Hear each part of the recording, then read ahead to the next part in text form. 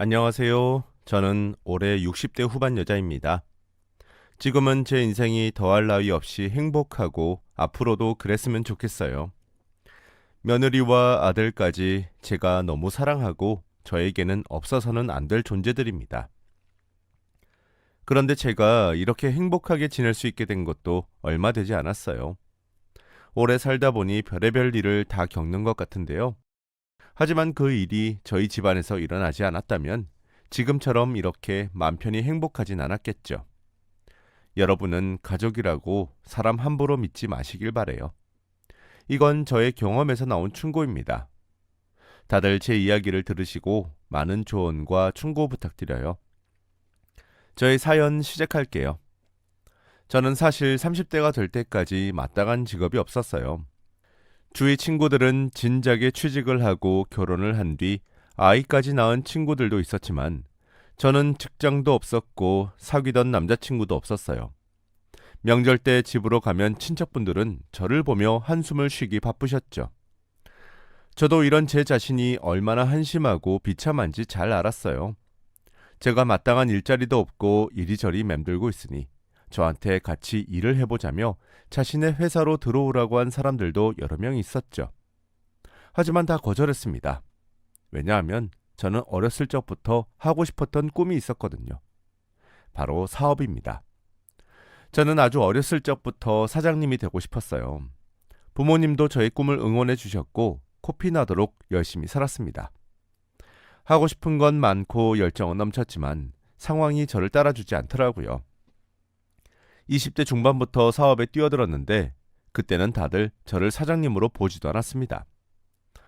사업 아이템은 좋은데 너무 어려서 믿고 맡길 수가 없네요. 더 연륜 있는 분을 데리고 오면 더 좋을 텐데. 늘 이 말을 하시며 제 사업에 투자하지 않으셨죠. 그리고 겨우겨우 투자를 받은 사업도 얼마 지나지 않아 그만두어야 했습니다. 그리고 결국 30대가 된 것이죠. 이제 투자자들이 늘 저에게 말했던 연륜에 가까운 나이가 되었습니다. 이제는 사업을 제대로 할 수 있겠다는 생각에 열심히 발로 뛰었죠. 그런데 세상은 저에게 너무 혹독했습니다. 30대가 될 동안 왜 제대로 이룬 성과가 하나도 없죠? 남들에 비해 뒤처진 사람한테 저희가 어떻게 일을 믿고 맡기나요? 이런 말을 하기 시작했거든요. 20대 때는 어려서 안 된다더니 30대 때는 나이가 많아서 안 된다고 했습니다. 정말 힘들고 지치고 포기하고 싶었어요. 하지만 제가 하고 싶은 건 꼭 해야 직성이 풀리는 성격이라 쓴소리를 들어도 포기하지 않고 열심히 투자자를 찾기 위해 이리저리 뛰어다녔어요. 그날도 저는 중요한 투자자들 앞에서 저의 사업 아이템에 대해 이야기를 해야 했습니다. 저는 급하게 약속 장소로 뛰어가는 와중 엄청나게 놀라운 일을 경험하게 되었어요. 초록불로 바뀐 횡단보도를 뛰어가다가 빨간불 신호를 못 본 트럭 한 대가 멈추지 않고 계속 직진해 왔고 너무 놀라서 저도 모르게 그 트럭 앞에 섰는데 그 순간 누군가 저를 밀쳤습니다. 그 사람 덕분에 제가 살 수 있었죠.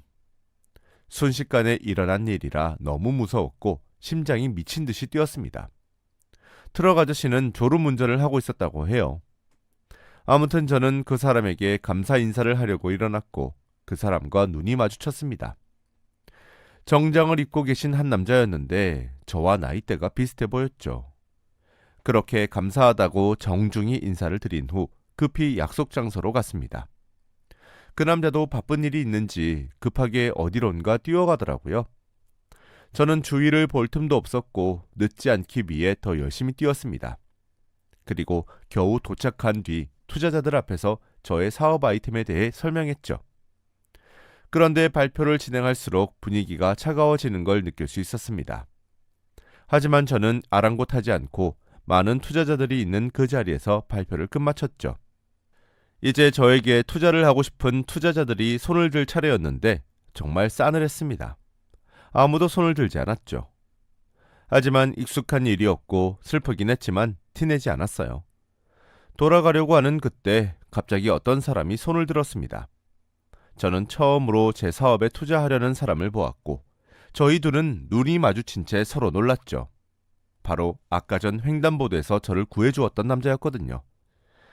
그 사람이 이 자리에 있는 것도 놀라운데 제 사업에 투자를 한다는 것도 더 놀라웠습니다. 그렇게 저는 제 명함을 드렸고 저희 둘은 자주 만나며 사업에 대해 이야기를 나누었죠. 그런데 그 남자는 저와 나이가 비슷해 보였지만 생각 외로 알고 있는 것도 되게 많고 사업에 좋은 정보들을 많이 주더라고요. 이 사람 말을 들어도 되는 건가 싶었지만 그래도 들어보고 결과가 나빴던 적은 한 번도 없었어요. 그 남자는 투자에 대한 촉이 좋은 것 같았죠. 그 남자의 조언에 맞게 회사를 조금씩 바꾸니 점점 성장하기 시작했습니다. 그리고 정말 신기하게도 얼마 지나지 않아 저는 회사를 차리게 되었고 제 인생에서 가장 사업을 크게 하게 되었어요. 남들은 다 투자하기 싫다고 한 제 사업에 그 남자가 투자를 해주고 조언도 해주어서 성공할 수 있었죠. 그리고 얼마 지나지 않아 직원도 많이 늘렸고 매년 역대 최대 매출을 찍어갔습니다. 당연히 투자자들도 엄청 늘었고요. 한순간에 중소기업 자리까지 가게 되었죠. 정말 행복하고 기뻤습니다. 이 영광을 그 남자에게 돌리기 위해 투자자를 찾아갔지만 어느 순간부터 연락이 끊겼다고 하더라고요. 연락도 되지 않고 며칠 몇 달을 기다려도 오지 않았습니다. 그렇게 몇십 년이 흘렀죠. 저는 사업을 성공하고 결혼을 한 뒤 딸과 아들을 낳았어요. 그리고 얼마 지나지 않아 남편이 먼저 제 곁을 떠났습니다. 저 혼자 두 아이를 감당해야 했죠. 사업에 열중을 하다 보니 아이들한테 관심을 주지 못했어요. 그래도 저 나름대로 최선을 다해보려고 했지만 다른 가족들처럼 가족 관계가 돈독하지는 않았죠. 대신 애들에게 다른 애들보다 더 좋은 옷을 입혀주고 해달라는 거 다 해줬어요. 엄마인 제가 자식한테 할 수 있는 건 그것밖에 없었거든요. 그렇게 어느덧 아이들이 자라 이제는 자신의 배우자를 저에게 데리고 왔습니다. 처음엔 둘째인 아들이 며느리를 데리고 왔어요. 당시 제 나이가 너무 많아서 사업을 둘째 아들한테 물려주고 있었습니다. 그래서 어떤 여자를 데리고 왔나 싶었는데 생각보다 검소하더라고요. 다들 저희 집안의 겉만 보고 접근한 여자들도 많았습니다. 그런데 아들이 데리고 온 여자는 욕심도 없어 보였고 정말 저희 아들을 사랑하는 여자 같더라고요. 아들과 그 여자는 달달한 눈빛을 주고받는데 엄마인 제가 봐도 너무 예뻐 보였습니다. 그리고 집안일도 너무 살뜰히 잘하고 예의도 바르더라고요. 저는 두 사람의 결혼을 찬성했지만 이 결혼을 극구 반대한 사람이 한 명 있었습니다. 바로 큰딸이에요. 큰딸은 대놓고 아들이 데리고 온 여자에게 막말을 하며 집에서 내쫓았습니다. 저기요, 사람이 양심이 있어야지. 이런 후줄근한 옷 입고 다니는 사람이 우리 집안이랑 어울려요? 당신 옷차림만 봐도 당신네 집안 뭐하고 사는지 다 알 것 같아. 난 절대 이 결혼 허락 못해. 이 말을 하며 그 여자의 등을 떠밀며 집에서 내쫓았어요. 저와 아들은 큰딸을 혼냈지만 저희의 말을 듣지도 않았죠. 그 뒤로 큰딸 없이 아들과 그 여자와 저는 셋이서 자주 만났어요. 결혼 이야기도 오고 가고 많은 이야기를 나누었죠. 그 여자의 가정사를 들어보니 많이 딱하더라고요. 예전에는 그래도 아버지 덕분에 세상 물정 모르고 살았지만 한순간에 아버지의 건강이 악화돼서 지금은 그때처럼 부유하게 살고 있지 않대요. 아픈 아버지의 병원비를 감당해야 하는 장녀로 살고 있다고 했죠. 그 말을 들으니 정말 마음이 아프더라고요. 결혼식을 진행해도 아버지가 몸이 편찮으셔서 결혼식도 오시지 못한다고 합니다. 그래서 정말 안타까웠습니다. 아무튼 그렇게 속전속결로 결혼식을 진행했어요. 큰딸이 중간에서 회방을 놓기도 하고 대놓고 예비 며느리를 싫어했지만 이제 그것도 조금씩 적응을 해서 한 귀로 듣고 한 귀로 흘렸죠. 아주 호화로운 결혼식을 올리고 정식적인 저의 며느리가 되었답니다. 두 사람은 정말 잘 어울리는 한 쌍의 부부였어요. 그리고 며느리는 결혼 후에도 아주 잘했습니다. 저한테 애교도 잘 부리고 아주 싹싹했거든요. 그리고 저희 집안에 비해 검소하고 알뜰한 성격이 몸에 배어 있어서 더 보기 좋더라고요. 백화점에 같이 쇼핑을 하러 가면 정말 놀랍게도 저렴한 것들만 골라요. 자기는 그게 더 마음 편하고 예뻐 보인다면서 말이죠. 정말 며느리는 명품이란 건 하나도 모르고 욕심도 없었습니다. 그리고 무엇보다 저와 아주 잘 맞았어요. 몇 년 지기 친구처럼 같이 대화를 하면 말이 끊기지 않았고 너무 행복했죠. 그래서 저희는 단 둘이서 여행도 자주 갔어요. 하지만 이렇게 며느리와 친하게 지내니 큰딸이 질투를 하더라고요.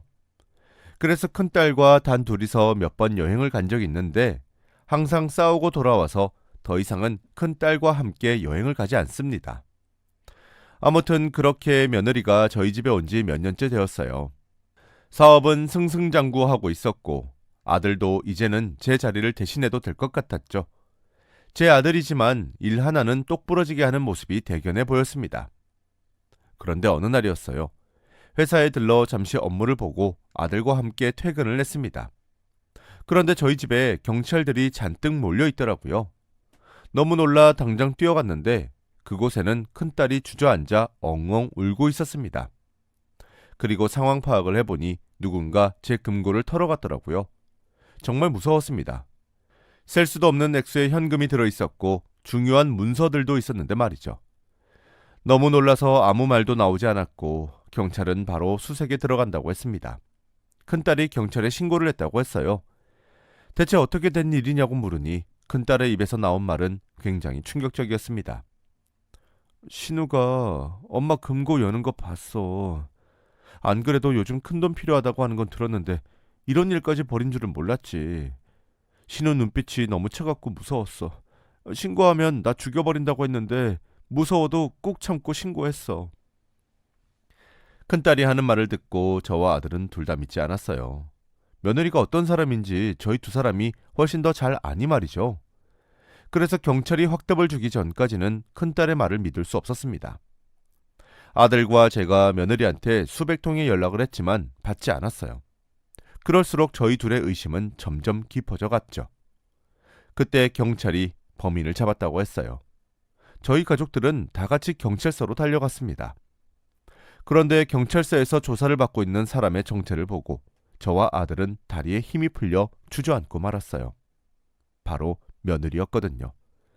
며느리는 고개를 들지 못한 채 경찰에게 자신이 한 범행을 자수했습니다. 자신이 제 금고를 털어갔다고 말이죠. 저와 아들은 며느리를 그동안 굉장히 신뢰했기 때문에 그 말도 믿고 싶지 않았어요. 그래서 조사하는 며느리를 붙잡으며 몇 번이고 되물었습니다. 아니지, 네가 그럴 리가 없잖아. 어? 너 이런 애 아닌 거 우리가 다 아는데 누가 이렇게 자수하라고 시켰어? 나한테 말만 해.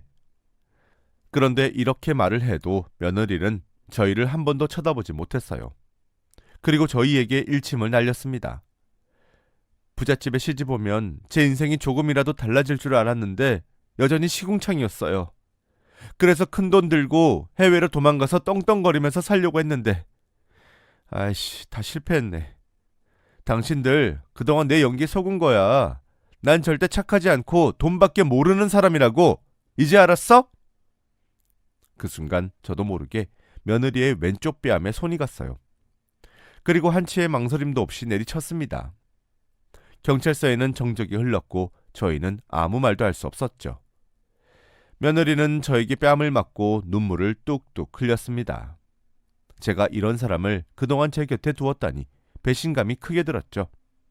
그리고 며느리는 알 수 없는 눈물을 흘리며 다시 조사를 받았습니다. 그리고 범행이 인정된 후 며느리는 감옥에 갔어요. 아들은 며느리에 대한 배신감에 한동안 감정을 추스리지 못했습니다. 매일 밤 울고 불며 며느리에 대한 분노를 겨우 참았죠. 저도 몇 년이나 같이 살면서 친자식처럼 지내왔는데 이렇게 저의 뒤통수를 칠 줄은 꿈에도 몰랐습니다. 그 뒤로 사람 사귀는 일이 조금 힘들어졌고 저희 집의 보안도 더 철저해졌어요. 아들은 자신의 아내의 생각을 조금이라도 하지 않기 위해 일에 더 열중했고 저 대신 회사 대표직을 맡게 되었습니다. 그리고 며느리가 감옥에 간 후 큰딸은 저희에게 항상 말해요. 그러니까 거지는 우리 집에 들이면 안 된다고. 내가 그 계집의 눈빛 처음 볼 때부터 딱 촉이 오더라니까. 앞으로 우리 집에 사람 들일 거면 나한테 허락 받고 들여. 이 말을 매일 입에 달고 살면서 기세등등하게 삽니다.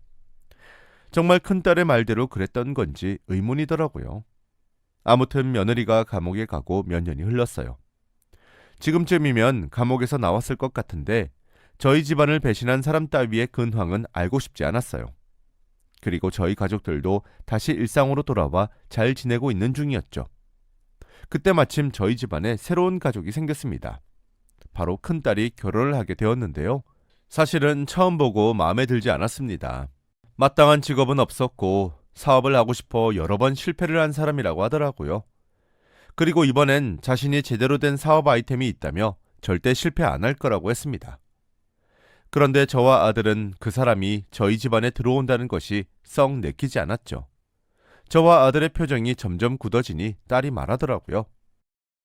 엄마도 옛날에 사업 실패 많이 했지만 이렇게 성공했잖아. 이 사람도 엄마처럼 언젠가 꼭 성공할 거야. 우리 둘이 너무 사랑해서 그러니까 결혼 허락해주면 안 돼? 딸이 이렇게 부탁을 하니 제가 차마 나쁜 말을 내뱉을 수 없었어요. 저도 과거에 사업에 실패한 적이 많으니 말이죠. 그래서 어쩔 수 없이 결혼을 허락했습니다. 딸이 그 남자를 만나고 성격이 많이 약해진 것도 있고 기댈 사람이 생긴 것 같아 다행처럼 느껴졌거든요. 두 사람은 분가를 하고 신혼집을 차려 지냈습니다. 그런데 신혼생활부터 두 사람은 금이 가기 시작했어요. 사위는 사업의 실패를 무한반복했거든요. 그런데 그 사업 자금을 다 저희 집 돈으로 했습니다. 딸에게 말해 돈을 끌어다가 사업을 했고 또 실패하면 뒷수습은 딸이 다 했죠.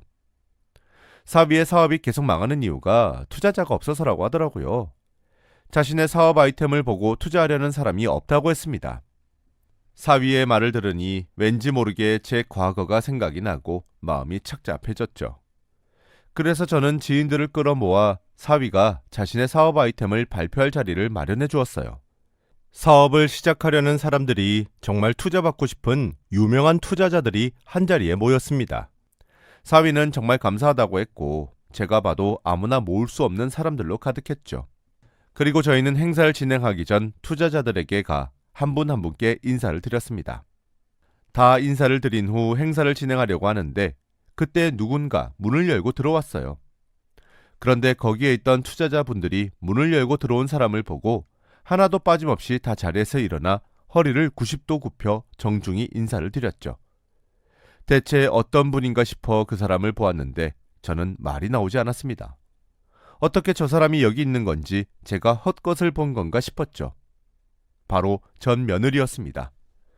분명 저희 집 돈을 훔치고 감옥에 갔다가 출소를 했을 텐데 어떻게 투자자들의 인사를 한 몸에 받고 있는 걸까요? 처음엔 제가 잘못 본 줄 알았어요. 대체 전 며느리가 뭐길래 이렇게 유명한 투자자들이 허리 굽혀 인사하는지 궁금했죠. 그런데 그때 문을 열고 들어온 전 며느리가 입을 열기 시작했습니다. 다들 연락 받으셨죠? 이제 여기서 나가주세요. 그 순간 자리에 있던 투자자들은 잽싸게 짐을 싸고 그 자리를 나갔어요. 사위와 큰딸은 사람들의 바짓가랑이를 잡으며 제발 가지 말아달라고 부탁했지만 투자자들은 뒤도 돌아보지 않고 잽싸게 돌아갔죠. 대체 이게 어떻게 된 것인지 아무 말도 나오지 않았습니다. 그리고 사람들이 다 떠난 후 큰딸이 전 며느리 앞에 섰죠. 너 대체 뭐야? 네가 뭔데 사람들을 가라 말아야? 오늘이 얼마나 중요한 자리인 줄 알아? 큰딸이 전 며느리의 어깨를 밀치며 말하니 전 며느리가 놀라운 행동을 하였어요. 큰딸의 손목을 세게 잡고 뿌리쳤습니다. 그리고 말했어요. 내가 어떤 사람인지 알면 이렇게 기세등등하게 말도 못할 텐데? 오늘이 당신한테 중요한 날이라서 내가 이렇게 친히 온 거야. 내가 말했지. 지옥 끝까지 찾아가서 복수한다고. 아직 시작도 안 했어. 기대해. 이 말을 하고 자리를 벗어났습니다. 저는 전 며느리가 하는 말들이 하나도 이해되지 않았어요. 그리고 저는 전 며느리의 뒤를 쫓아갔고 손목을 붙잡았습니다. 그리고 몇 년 만에 전 며느리의 얼굴을 다시 보았죠.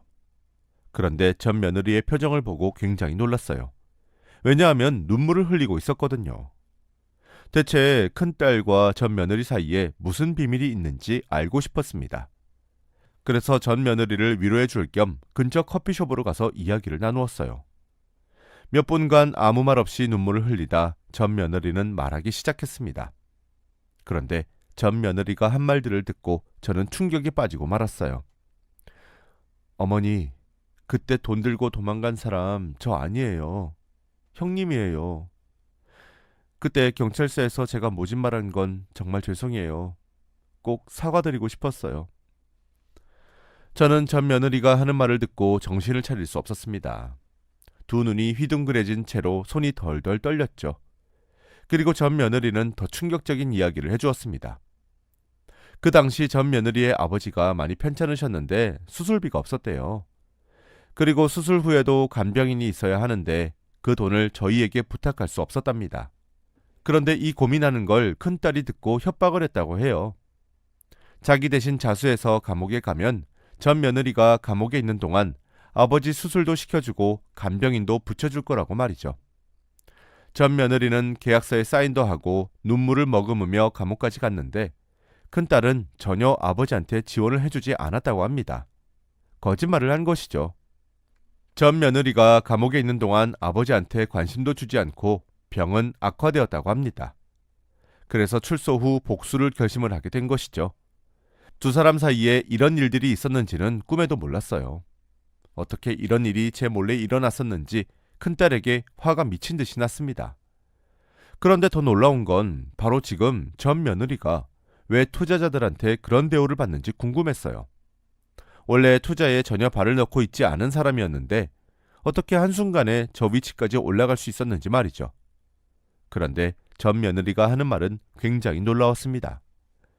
저희 아버지가 아프시기 전에 투자 일을 하셨는데 나름 유명하셨거든요. 발이 워낙 넓으시다 보니 미리 투자자분들께 연락을 하셔서 수를 쓰셨습니다. 지금은 제가 아버지께 투자를 배우면서 살고 있고요. 어머니, 저 형님께 복수 꼭 할 거예요. 말리지 마세요. 절대 사업계에 형님 발 못 딛게 할 거예요. 저는 그날 처음으로 전 며느리의 살벌한 눈빛을 보았답니다. 저는 절대 며느리를 말릴 생각이 없었어요. 그런 짓을 저지른 저희 큰딸이 잘못한 거니 말이죠. 저는 당장 집으로 돌아갔습니다. 집으로 가는 내내 딸을 어떻게 혼낼지만 생각했어요. 정말 피가 거꾸로 쏠리는 기분이 무엇인지 그날 처음 깨달았습니다. 큰딸만 아니었으면 지난 몇 년간 며느리를 오해할 일도 없었을 거잖아요. 그런 큰 잘못을 저질러 놓고 지금까지 아무렇지 않는 듯이 뻔뻔하게 살고 있었다고 생각하니 화가 미친 듯이 나기 시작하더라고요. 생각을 하면 할수록 큰딸한테 화가 너무 많이 났습니다. 그래서 비서한테 더 밟으라며 최대한 빨리 집으로 가자고 했죠. 집에 도착하자마자 현관문에서 큰딸의 이름을 크게 불렀어요. 그런데 대답이 없었죠. 그런데 거실에 있을 줄 알았던 큰딸이 없더라고요. 그 순간 제 방에서 대화 소리가 들렸고 문에 귀를 대니 큰딸과 사위의 목소리가 들렸습니다. 그리고 조심스레 방문을 열고 그들이 무엇을 하는지 지켜보았죠. 그런데 그 두 사람은 정말 말도 나오지 않을 정도로 충격적인 짓을 벌이고 있었습니다. 제 금고를 털고 있었죠. 비밀번호를 이리저리 조합하며 열려고 하고 있었습니다. 두 사람의 충격적인 모습을 보고 저는 바로 그들에게 갔어요. 그리고 큰딸의 머리채를 잡아 이리저리 흔드니 큰딸이 말했습니다. 어차피 그 계집애 만나서 얘기 다 들었을 거 아니야. 엄마는 이 돈 좀 없어도 잘 살잖아. 근데 우리 남편은 안 돼. 저는 그 순간 큰딸이 드디어 미친 줄 알았어요. 정말 말도 나오지 않았고 제가 호랑이 새끼를 키운 듯한 느낌을 받았죠. 저는 당장 테이블 밑에 숨겨놓은 경찰 호출 버튼을 눌렀고 얼마 지나지 않아 경찰이 저희 집에 들이닥쳤습니다. 그리고 딸과 사위를 연행해 갔죠. 두 사람은 욕설을 내뱉으며 억지로 경찰서로 갔습니다. 그리고 과거 사건까지 재조명되어 전 며느리는 누명을 벗을 수 있었죠. 두 사람은 감옥에 들어가기 전 며느리한테 진심으로 사과를 했습니다. 그리고 저는 아무리 가족이라고 하지만 절대 봐주지 않았어요. 죗값을 달게 받길 원했습니다. 그리고 드디어 전 며느리와 아들이 다시 재회를 했어요.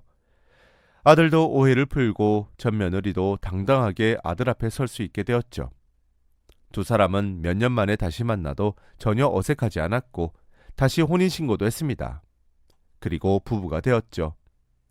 저는 그리고 며느리의 아버님을 뵈러 갔어요. 이렇게 저희에게 도움을 주시고 큰딸이라는 호랑이 새끼를 잡을 수 있게 해준 분이니 감사 인사라도 전해드려야 할 것 같아서 말입니다. 오랜 시간 차를 타고 시골로 갔어요. 아버님께서 몸이 많이 편찮으시다고 하셔서 조심스레 갔습니다. 한 시골 동네에 작은 주택에 살고 계시더라고요. 그리고 저와 아들이 정중히 인사를 드렸습니다. 저희의 모습을 보기 위해 뒤를 도셨는데 저는 그 순간 아무 말도 나오지 않았어요. 너무 놀라서 다리에 힘이 풀려 주저앉았고 입이 떡 벌어졌거든요. 저의 모습을 보고 아들과 며느리도 놀랐습니다. 그런데 저뿐만 아니라 며느리의 아버님도 놀라셨죠. 제가 본 그 사람은 바로 제가 어릴 적 사업을 하려고 할 때 유일하게 투자를 해주신 투자자 분이셨습니다. 교통사고를 당할 뻔한 걸 목숨을 바쳐 구해주신 것으로 모자라 그날 투자자 미팅에서 유일하게 제 사업에 투자를 해주시고 성장시켜주신 생명의 은인이죠.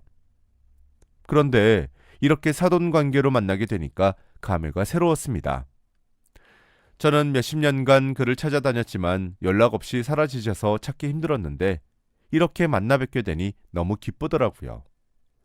저희 둘은 몇십 년 만에 만나 도란도란 그동안의 이야기도 쉴 틈 없이 나누었습니다. 생각해보면 아마 제 인생에 사돈이 없었다면 지금처럼 행복하게 살 수 없었을 것 같아요. 저를 3번이나 살려주셨습니다. 첫 번째로 교통사고에서 목숨을 구해주셨고, 두 번째로 제 사업에 투자를 해주시고 많은 조언과 충고를 해주셔서 제가 이렇게 지금처럼 부유하게 살 수 있는 것이죠. 그리고 무엇보다 하마터면 모를 뻔했던 큰딸의 만행까지 밝혀주셨습니다. 받은 것만 너무 많아서 어찌할 바를 모르겠더라고요. 너무 감사하고 아마 그분이 없었다면 지금의 저도 없었을 겁니다. 그리고 이런 착하고 멋진 며느리까지 저희 집에 시집을 오게 해주셨으니 더 감사했죠. 사돈이 예전에 투자계에서 열심히 이름을 날렸던 분이라 이제 그 자리를 며느리가 차지하기 위해 며느리가 공부를 많이 했어요. 확실히 경험에서 나오는 이야기들은 다 뼈가 되고 살이 되는 이야기더라고요. 다행히도 며느리는 하나를 가르치면 열을 알아서 사돈이 조금만 알려줘도 척척 잘했습니다. 사돈이 자신보다 딸이 더 낫다는 식으로 말할 정도였으니 말입니다. 그리고 며느리는 많은 투자자 회의를 다니며 발을 넓혔고 사돈의 딸이라는 것 하나만으로도 많은 사람들이 알아보았죠. 며느리는 연차가 많이 쌓이고 저희 회사에도 많은 도움을 주었습니다.